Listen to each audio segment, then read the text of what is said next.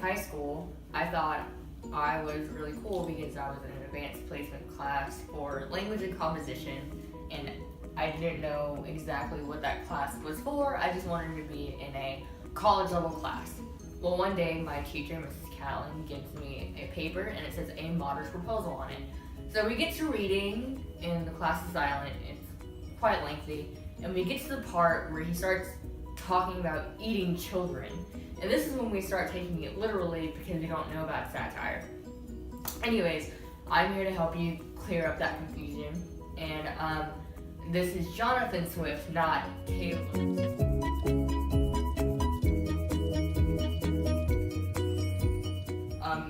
You hear about the English oppression on the Irish. So basically, it is Protestants versus Catholics. And the island of Ireland is divided into two parts, the Republic of Ireland and Northern Ireland. As the name suggests, Ireland is an independent republic, and Northern Ireland is, however, a British province governed from Britain. The population of Ireland is approximately about 3 million people, and 95% of those are Catholics. And the population of Northern Ireland is 1.5 million, and 60% of which are Protestants, and the 40% are Catholics. King James II is Catholic, and England is not happy because England is Protestant. King James II is dethroned by William of Orange, and James flees to the Irish, where he is supported by the Irish people. William Orange is basically like, nah son, you can't flee and do that.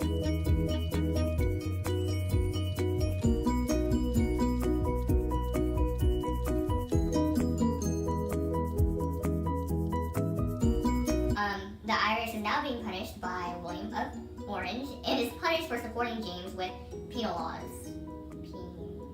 I'm going to call them penal laws. Penal laws. So basically the penal laws are, a few lists are, you can't enter the military service for the Irish, you can't hold public office, you can't produce or print books, newspapers, or news, you can't own land, you can't be ministers, you can't be anything. So Great Britain is just exploiting the Irish. So Great Britain is just exploiting the Irish people, and they're basically kind of just down to small farm owners and not even that. So they hold no power over their own land. So at this point, Jonathan Swift is an Irish nationalist, and he wants to do something about it. And what do you do in this time period? You either get mad, rally up people, or you write about it.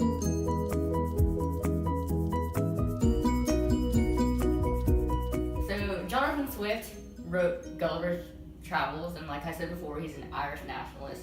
He got so fed up by the British, he wrote this pamphlet called A Modest Proposal. And it's not the first pamphlet that he wrote.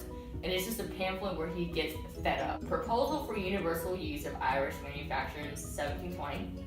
The second one was Drapier's Letters in 1724, and finally A Modest Proposal in 1729. So it took him 9 years to get fed up. So a modest proposal is a juvenile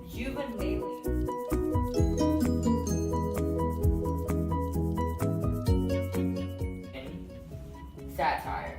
It is harsh and bitter, and it is most definitely a juvenilian. Am I saying that right? I'm not even sure if I'm saying that right.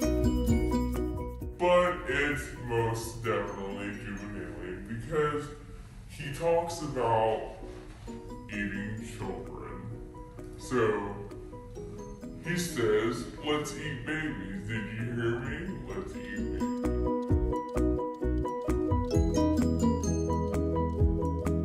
Okay. Although Jonathan Swift's proposal talks about eating children half the time, again, it's satirical, and he uses that in order to catch Parliament's attention. He addresses many issues that the Irish faced in the 1700s and calls out the British Parliament, throwing tons of shade. Anyways, so if you're writing an essay, you could use the first part of my video as your context or your beginning paragraph to spice it up. So, Jonathan Swift should be a gold mine for your essay because he uses many logos, ethos, and pathos. And for example, logos, he says value of 2 shillings, which the mother may certainly get, or the value in scraps, by her lawful occupation of begging. So, for example, you could talk about how it's mathematically strategized. Facts and figures appeal to those who can even read or who have money. Again, remember that this is satirical, so if he's trying to propose something to the government, he's going to try to think of it on government terms. Basically, this is how the government treats us as $2. You can also talk about his word choice. Swiss word choice, for example, it is melancholy. The word melancholy appears to the severity of the levels of poverty because of the common sight of poor people where it should not be a common sight. Swift uses logos, pathos, and ethos, and many devices. Just remember, he's not actually really trying to eat children. He uses many devices to prove that, hey, British government, you suck, and look at what's happening.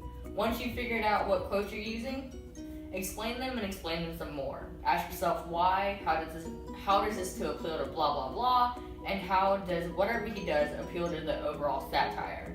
Anyways, I hope this cleared up any confusion, and please don't actually eat children.